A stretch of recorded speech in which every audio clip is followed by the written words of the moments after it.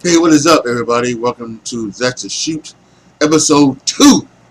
As I will be talking about the weeks in wrestling and talk about some of the things that went down this week. And then at the end, I'll put over something that I liked this week, and I will bury something that I did not like this week. But go ahead and just jump right into it. We had started off with Raw, right? And started off with Roman Reigns and Baron Corbin and Angle in the ring. Angle made a match between the two. Pretty good match. Roman won as he should with a little help from Finn Balor. But I have to really say, and I am really liking Constable Corbin uh, as a performer right now. Because seems to be right now. He seems to be in the ring very on point. He seems to be being able to keep up with guys like Roman, keep up with guys like Finn Balor. And you couldn't say that for a while. You know, he was working when he was on SmackDown, working with Dolph and working with Bobby Roode and with John Cena. It almost seemed like he was kind of bringing them down. You know, so that's good. I do hate the fact that he is just another heel authority figure. I mean, we have to stop with all of the heel authority figures, but listen, I'm enjoying that. So I hope that he continues. Seth, which is Dolph Ziggler and Drew McIntyre, the handicap match. It was good. They are obviously putting out this whole thing. I was glad to see that they didn't have Roman do two matches. I even put it on Twitter. At least I guess I know that they're not going to do the whole Dean Ambrose thing. They're probably going to wait until SummerSlam or until the Raw of SummerSlam to bring out Dean Ambrose. That's what they're going to do. But I would have at least thought maybe Jason Jordan would have come back. You know, because he's ready to come back. So, but that didn't happen, and so we'll have to see where it goes. But like I said, we know where this is heading down.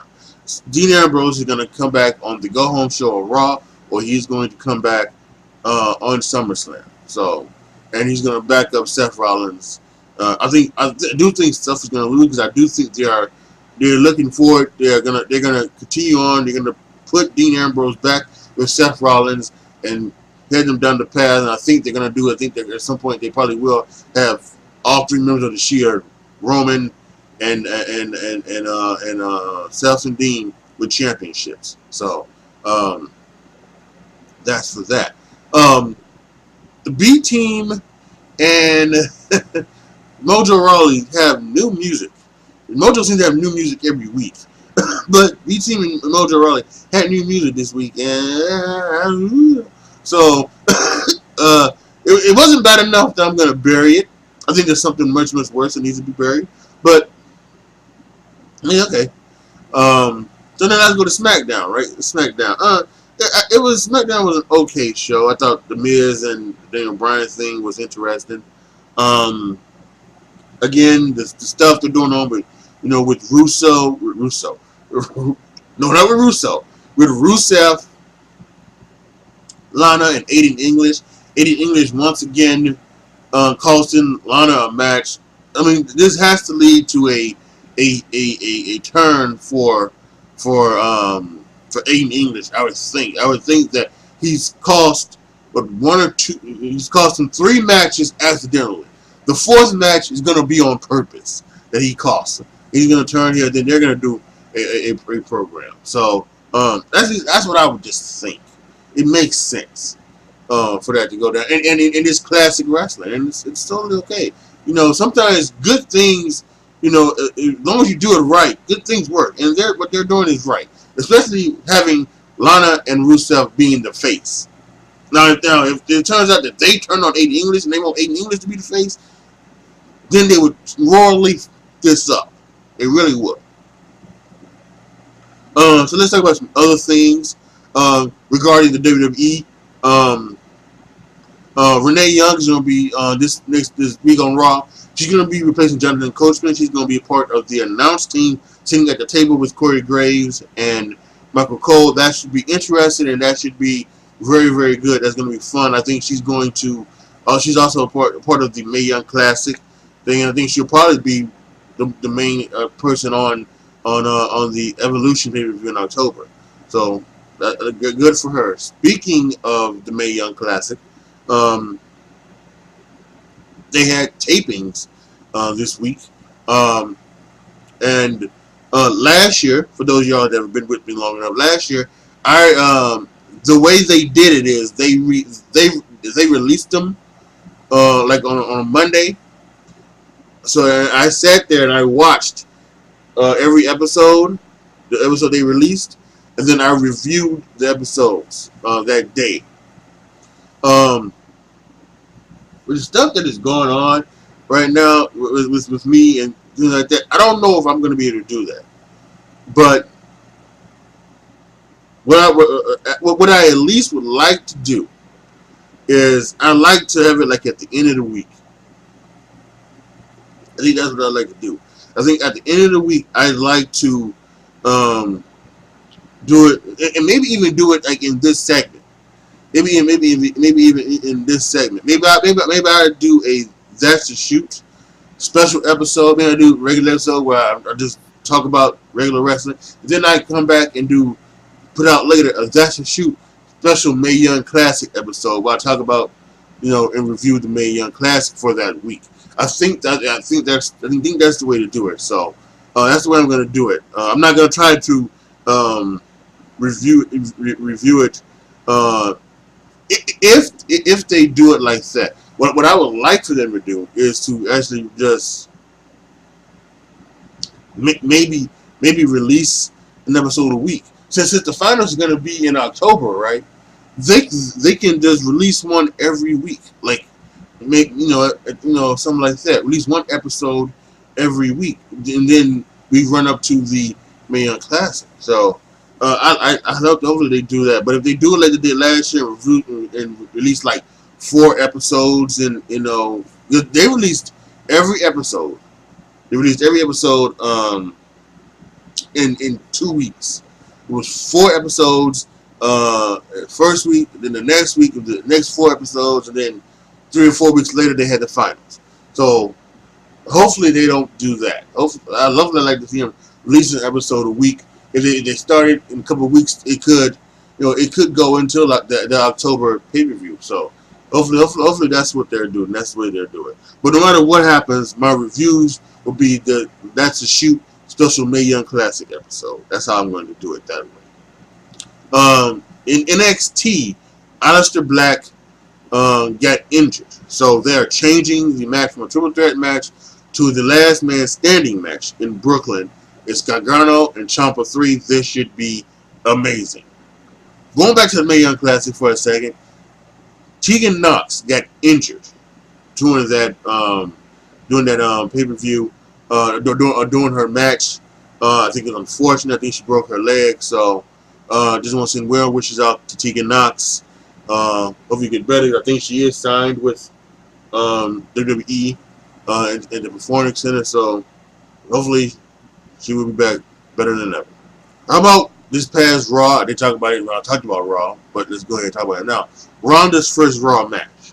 But it was what it was. You had somebody who was green, very, very green, but somehow still very, very good, against Alicia Fox, who is someone who's average. There was some sloppiness there, but overall, I just think it was what it was. And I think Alicia could probably maybe got a little too much offense, but it was what it was. Ronda should be, and that's one of the things I wanted. What I wanted for the match of SummerSlam is for Ronda to steamroll Alexa Bliss.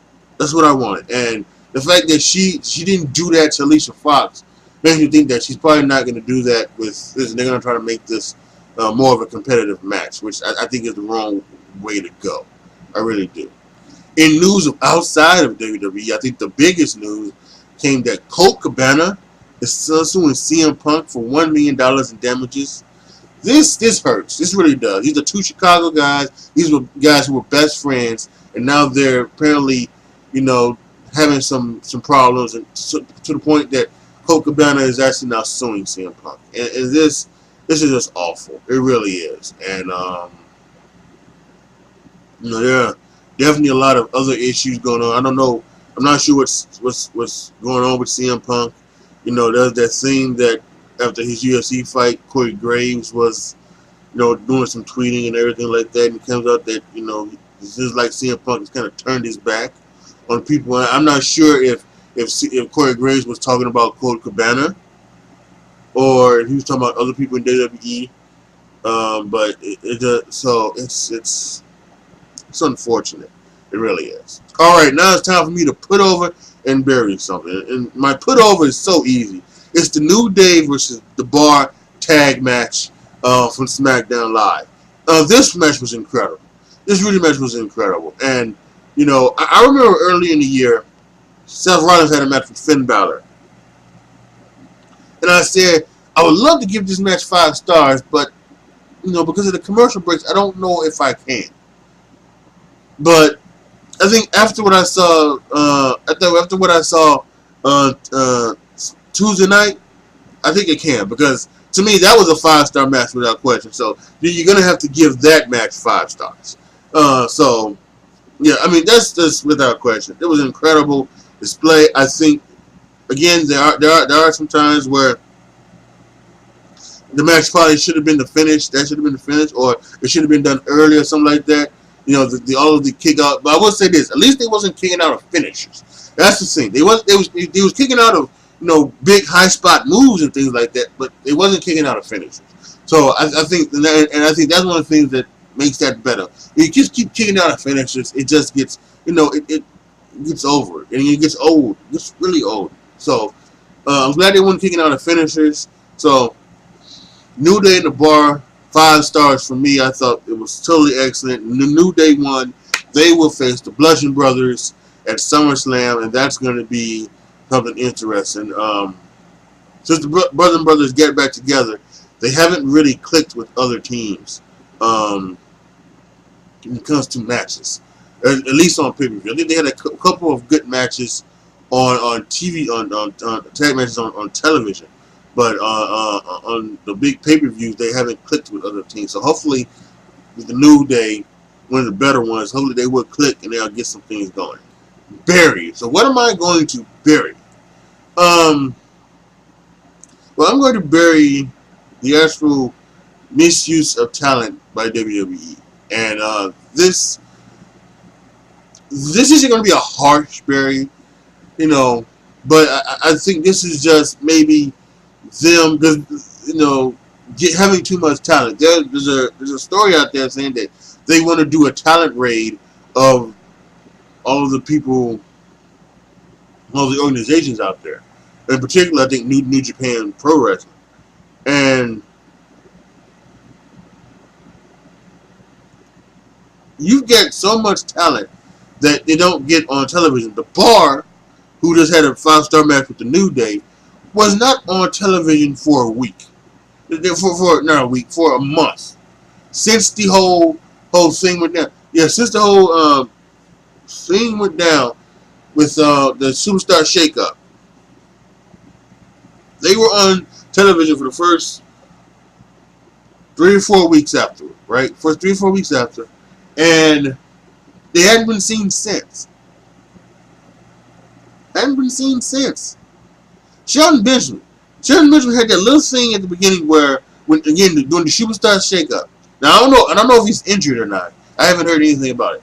But they had that thing with Jeff Hardy and Randy Orton, right? He'd call out, it was that week where he called out somebody. Randy Orton came down. Then actually Jeff Hardy came out and wrestled. Then did the same thing, Jeff Hardy, but then Randy Orton came down and wrestled. So, but I haven't seen him on television since. Chad Gable, not on television since. Now I know that they have these other shows, and I think that a lot of these guys, they wrestle on those shows on the WWE Network, the main event show and the Superstar show. And on one hand, okay, I understand that, but on the other hand, it's not. It's. I mean, the people watch those shows. I mean, that's the thing. I don't. I know I don't.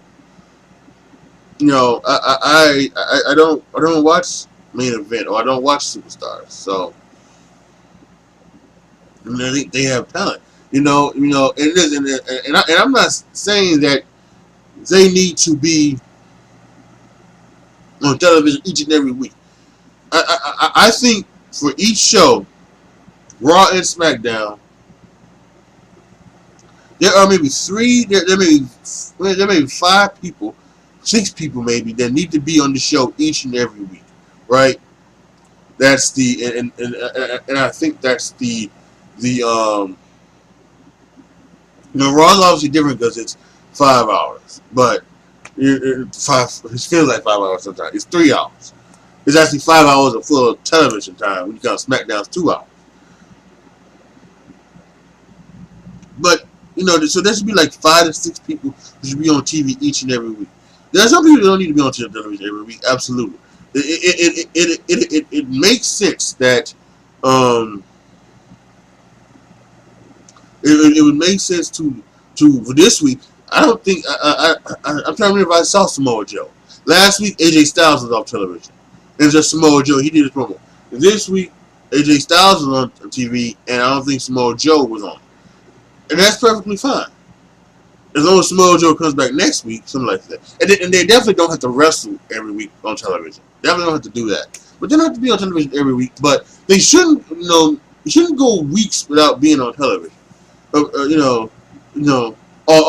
television. So, maybe, hopefully that changes. There, with this new Fox deal is going to start next year.